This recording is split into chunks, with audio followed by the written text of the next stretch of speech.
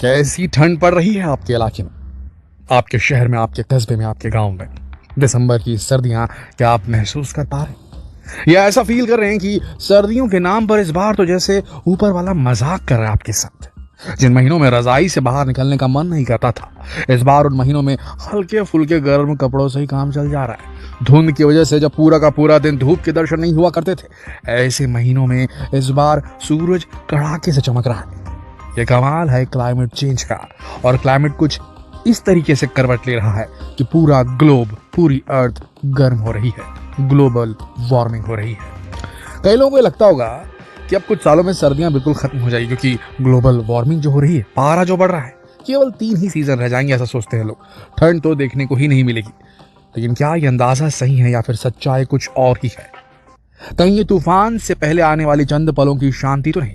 विज्ञान से पूछेंगे तो विज्ञान का जवाब होगा कि हाँ, ये तूफान से आने से पहले होने वाली शांति ही है, क्योंकि अब आने वाली हैं जानलेवा सर्दियां, जो 1 या 2 महीने के लिए नहीं बल्कि हजारों सालों के लिए रुकने वाली हैं।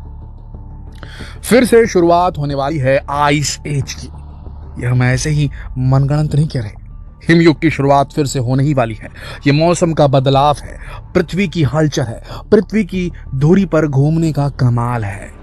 जब क्लाइमेट इस हद तक बदल चुका है कि सर्दी के सीजन में गर्मियों का भी एहसास हो रहा है, ऐसा ही चलता रहा तो आइस एज समय से पहले आ जाएगी।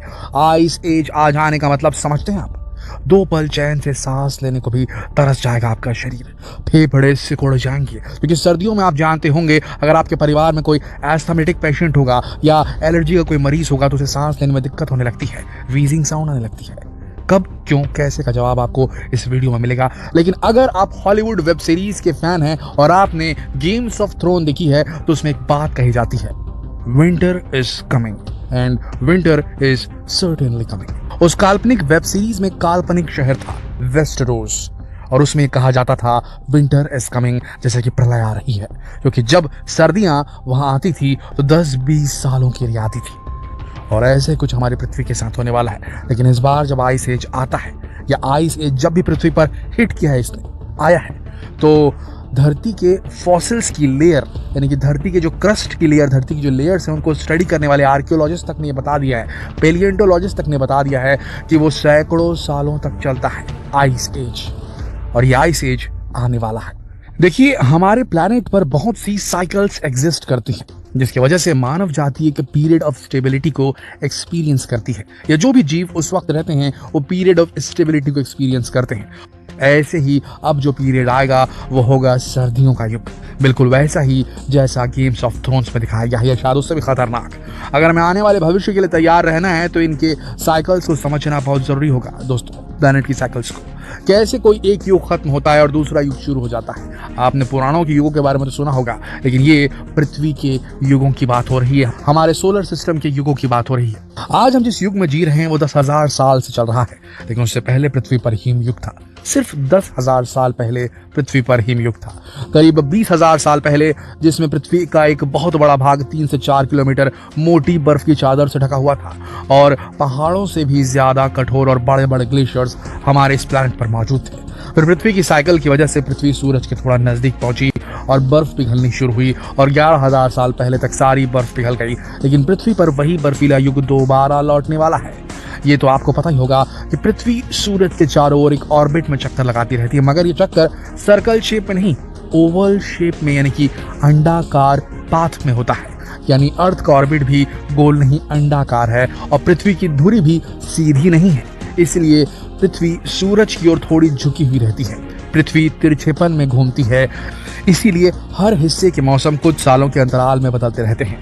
आइस एज तब आती है जब पृथ्वी अपने ऑर्बिट में सूरज से इतनी दूर हो जाती है कि पूरी पृथ्वी पर ही सूरज की गर्मी बहुत कम पहुंच पाती है, और ये आइस एज हजारों साल तक रहती है।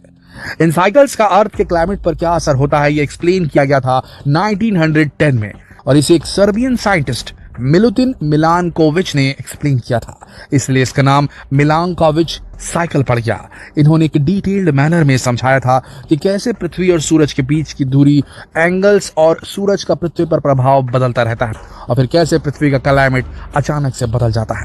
मिलांकोविच के अकॉर्डिंग पृथ्वी की 3 ऐसी साइकिल्स हैं जिनकी वजह से सूरज की गर्मी पृथ्वी के क्लाइमेट को प्रभावित करती है।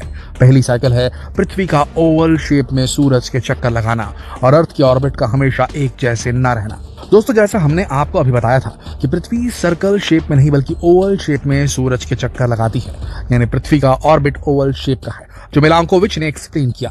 साथ ही ऑर्बिट भी हमेशा एक जैसा नहीं रहता, ऑर्बिट की ओवल शेप भी बदलती रहती है। इसे बदलने में करीब 1 लाख साल लग जाते हैं। जैसे ही ये शेप बदलती है, पृथ्वी की सूरज से दूरी भी बदल जाती है और सूरज से कितनी गर्मी पृथ्वी तक पहुंचेगी उसमें भी बदलाव हो जाता है।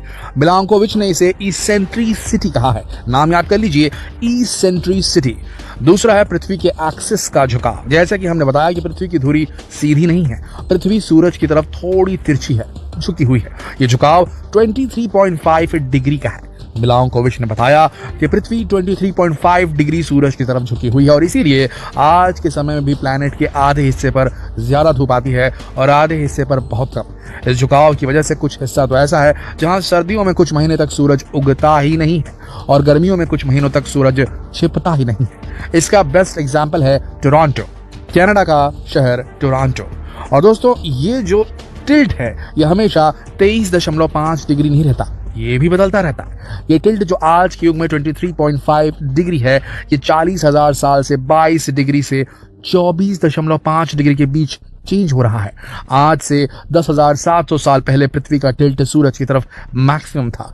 इस एक्सप्लेनेशन को मिलांकोविच ने ऑब्लिक्विटी नाम दिया है, ऑब्लिक्विटी। इसी की वजह से अर्थ पर अलग अलग सीजन्स आते हैं। तीसरा फैक्टर वो है प्रिसेशन। दोस्तों, पृथ्वी की जो धुरी है उसका सेंटर पॉइंट कोई एक बिंदु नहीं है, ये अस्थिर है, बिल्कुल किसी लड़खड़ाते हुए of centre spinning toy top की तरह।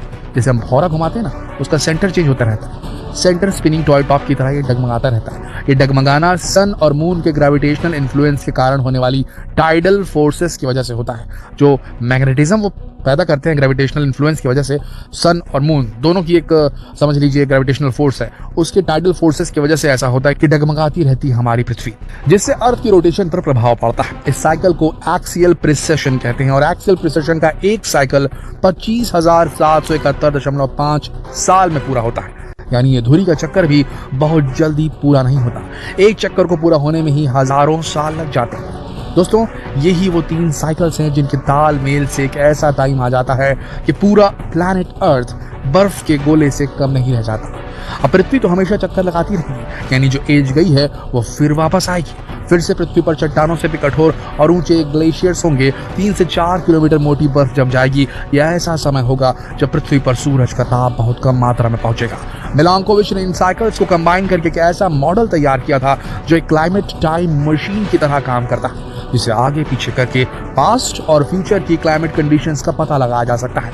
पास्ट में जाकर अगर इस मॉडल को घुमाया जाएगा और पता किया जाएगा कि पास्ट में कब कब आइस एज आई, कब क्या हुआ, तो उसको मैच करने के लिए, उसकी सत्यता को साबित करने के लिए हमारे पास में जो फॉसिल्स थी उसकी स्टडी करने की एक समझ लीजिए हमारे पास में एक तकनीक है कि हम आर्कियोलॉजी के हिसाब से धरती की हर लेयर को एक एक स्टडी करते हुए धरती की गहराई तक जाते हैं और हर लेयर एक ज़माने का वहाँ पर कैसे वातावरण था वहाँ का पूरा डिटेल जो है हमें बता देती है। और अगर हम उसे मैच करें मिलांकोविच के मॉडल से तो बिल्कुल सही साबित होता है। मिलांकोविच का मॉडल, उसने पास्ट को सही से समझा दिया है कि पास्ट में कब आइस एज आई थी, वो बिल्कुल सही बैठता है। तो क्यों ये हम नहीं सोच सकते कि मिलांकोविच का वो मॉडल फ्यूचर के लिए भी सही होगा और आने वाले कुछ हजार सालों में, हम ये नहीं कह रहे कि कल आ जाएगी, लेकिन आने वाली है वो लंबी विंटर, वो आइस एज। और सबसे बड़ी बात, क्या जो क्लाइमेट चेंज हो रहे हैं, क्या ये उसका एक समझ लीजिए तूफान से पहले की शांति वाली बात तो नहीं कहीं इसके साथ?